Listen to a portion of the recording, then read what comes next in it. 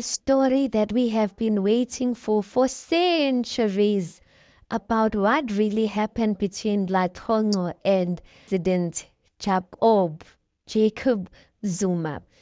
You guys, we've been waiting for the story for years, and I guess the beauty of having people who you can trust in your inner circle when you are a public figure is that you get to tell your story on your own terms at your own time.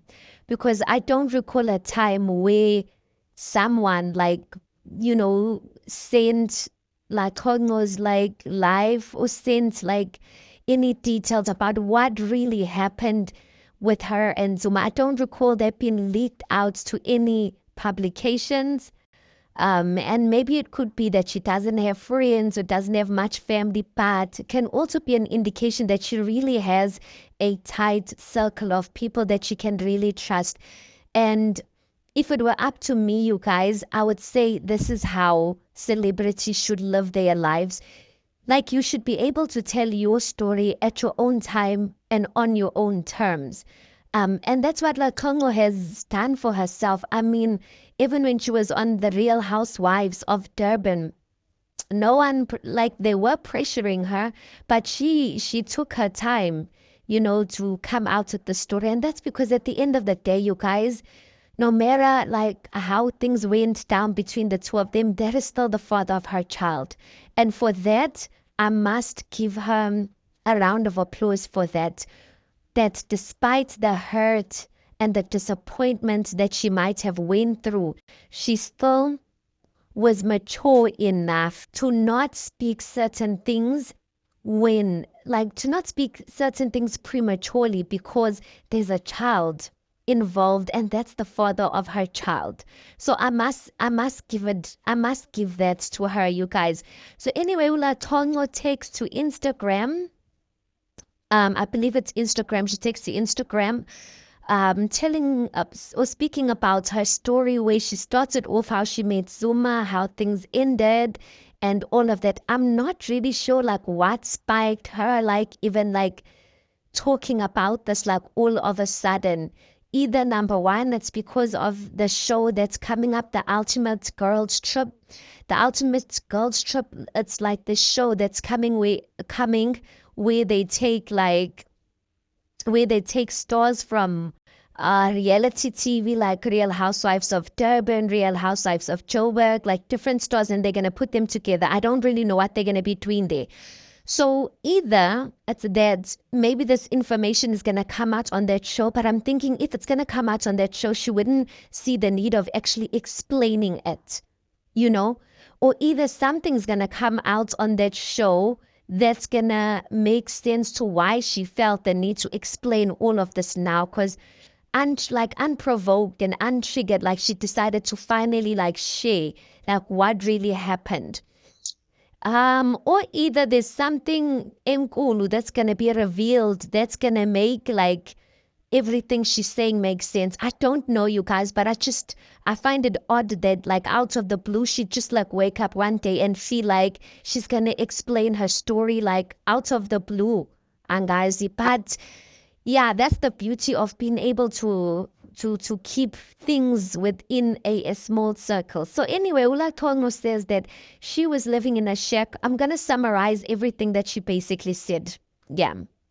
She starts off by saying that she was living in a shack with her mom in Joburg, and she does say that that her mother, like the shack or the living space that they were in, was always clean. Her mother always cooked.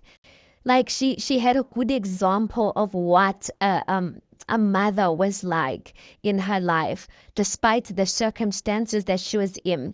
She then says that she dated Zuma in 2016, and by the time she was dating Zuma in 2016, it had been 4 years they had been dating. She said they created a bubble that they only lived in, where her and Zuma only lived in.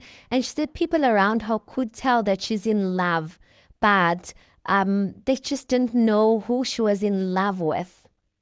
And for me, I'm just like, Tonga was quite young. By the time the news came out that she was actually getting married to Uzuma, guys, she was only 24 years old. So I do believe that he met her or she met him when she was younger than 24 years old. But I'm struggling to even like come to terms with the whole thing that they created this bubble where the two of them lived in it, and people around her could tell that she's in a relationship, but they just didn't know who. And I'm thinking to myself, that's the thing about one thing about old men when they date women or when they date kids or girls who are way younger than them, they try by all means to keep the whole thing a secret. And I guess maybe to her it made sense because I mean, he was a prominent figure, he is a prominent figure. So I guess it made sense of why they had to keep things like under wraps. But I mean, this guy, hey, yo, like, no, like, what did he want from such a young child? And some people were actually saying that, like, Colonel's mother is the one that pimped her own daughter just to get money. And I'm just like, hey, angas, I don't know. I don't know. But anyway, she says that everyone around her could tell that she was in love. They just didn't know who she was in love with. And also, as well, she says that his circle of people was around him could tell, they could feel it as well. They could feel that there was a woman in his life. There was someone in his life who was making him, happy. They could feel it. And they would sometimes like try and do research to find out like who's this person that's making our guy happy, and they'd find her pictures, but eventually they respected it and they basically just waited for Zuma to share it or to share the news with them or to come out with the news about dating her once he was ready. And then she does say that he loved her loudly behind closed doors. And she says that intimidated many till today. He loved her loud behind closed doors. Like, guys, I don't even get that statement. Yoguti love. Like, that's the thing. But, like, I don't know, like, what does she mean when she's saying that he loved her loudly behind closed doors? Because that's what a lot of men do with their side chicks. They love them loudly behind closed doors because they know they obviously cannot do it in public. So I kind of feel like, in a sense, like she was trapped in a corner. And trapped in a corner, this the reason why I'm saying trapped in a corner, because I feel like has she been open and transparent with people that she trusts and people that are much more mature when it comes to dating? Because remember, she does say that she had never dated before. She was practically still a virgin, so she didn't have no dating experience. She didn't have no dating experience. So I feel like there's certain things that she could have escaped, like even just getting into a marriage with such an old man who had, I think, about six wives by then, and she was going to become the seventh wife. I stand to be corrected. They would have spoken her out of that because I mean, Latono is an intelligent, beautiful, like she's an intelligent, smart girl. So for her to actually even put herself in such a situation, I'm just like, I just feel like there weren't people around her who could counsel her in the right way. And because he kind of, I don't want to say he enforced it on her to keep it a secret, but I do feel like one thing that older men do to young women is that they make them feel mature for not being able to share certain information. They make them feel mature for being okay. For being okay, in being in a relationship that is basically a secret. But it does look like she actually did weigh on Zuma. I do think that he did really like love her because he wouldn't go to the extent of paying lobola for her, guys. And she was such a young girl. Obviously it was gonna come with its own talks. But for him to actually even take that step, I really do think that he really did love her. So she did say that the way he loved her behind closed doors, meaning that maybe he made moves, he made mountains move for her behind closed doors. And she says that till today, many are intimidated. I don't know, gay mega city, many is she talking about the wives? Would maybe the wives were like, how are you doing all of these things for just a young girl that you just met? Because who would be the other many who would be intimidated by the fact that he's loving her loudly? That could only be the wives, according to my knowledge, or according to the way I'm reasoning. So she then says that in 2018 he told her that he wants to build a home with her, and he said he can't do that. He can't build a home with her without them having their own personal person, meaning like a baby. He wanted a baby from her. Um, and she says that when he did tell her that he wanted a baby, he did like seem like he was a man who had like a plan on lock. So it does seem like Zuma did have like, plans. According to what Laconco was saying, it does seem like Zuma had plans for him and Laconco and the child and all of that. I don't know, gay. And Leanna, she doesn't really know where, like what made the plans change. So she says that he named the child Sakumuzi simply means building a home, because he then said, or the reasoning why he gave the child that name is that he said that ever since he met Laconco, she has always been a builder. I can't believe that, because Ulatongo has those qualities. Anyway, she says that how things went sour is that the room where she was actually, when she gave birth to her son, the nurse that came in and said, wow, today I'm going to be able to tell my family that I actually met Zuma face to face. And then after that, they had journalists that were calling in and whatnot. So clearly someone leaked out the news that Zuma was there, and that clearly that is Zuma's girlfriend, and that she just gave birth and whatnot. And I guess that took a toll on him, because maybe he was getting or catching lashes from, I don't know who, maybe from his family, or I don't know. But she says that's really when things like went sour and things like started like not going right. And then she does say that, the FaceTiming, the calling, like decreased, the visiting decreased. But I remember there was an article that came out, I think earlier last year, if not all earlier this year, where Laconco was actually saying that he basically ghosted her, that he was not fulfilling the duties and like doing the stuff that he was doing, like paying for her rent. She was staying in this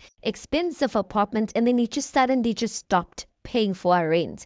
So I don't know why she didn't include that this time around, or maybe she feels like she's spoken about that side before, but I don't know. But to me, you guys, it just looks like this relationship she had with Zuma he was never ever like a present partner to start off with, because she does say that she lived a life of, hopping from hotels to airports, because I mean, he was a busy person. And I guess maybe she understood it because he was a president after all.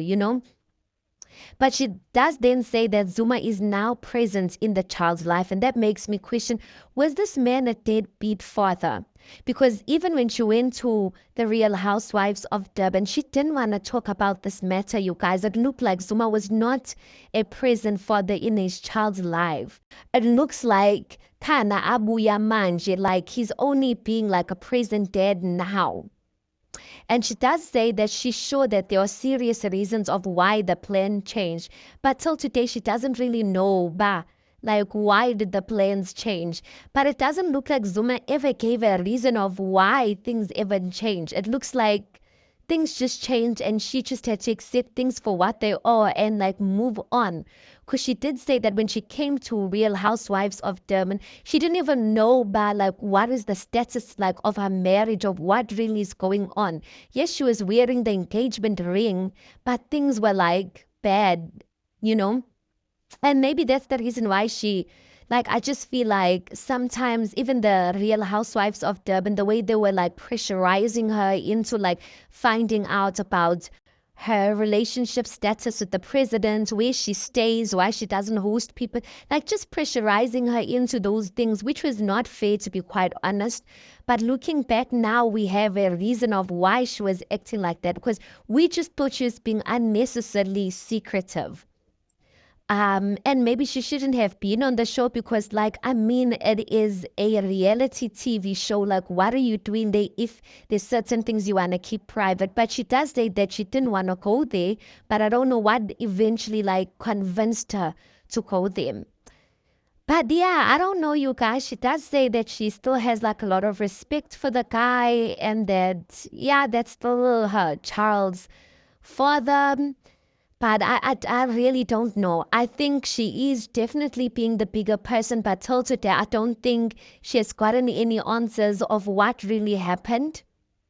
Oh, and he has not, quite frankly, I would say that he doesn't feel convinced that he needs to give an answer or answers of what really happened. But she has then moved on, and Laconco does say that she will not date Indota Ekanile. She will not date a man that is married. And I'm glad she learns from her experience, and I really hope one day she comes out and speaks about why, her reasons of why she would not date Indota Ekanile, why she would not date a married man. Like, no one deserves that type of treatment, you guys, especially like she was so young to be hidden like that, to like, I feel like it's kind of like dating a man with so many wives and so old at that age. I just feel like she deprived herself of so much. She is worthy and deserving of a man who will fully love her and fully put his attention on her. Like, maybe if you are older in your life and when you've dated around and you are tired, then you can go to a man who has many wives. Maybe that would make sense, because I mean, at that point, you just want to focus on your kids. Like, you're not really worried about attention, angas. But at that tender age, like, that is just, nah, nah. But anyway, guys, that is the Laconco story. Yoguti, like, what really happened between her and Uzuma. I'm curious to see, like, what's going to happen from here, because Laconco is one calculative woman, so I just have a feeling that there's something that's going to be coming after this. Anyway, please do make sure that you like the video. Please do subscribe. It is absolutely for free of charge, and I'll see you on the next one.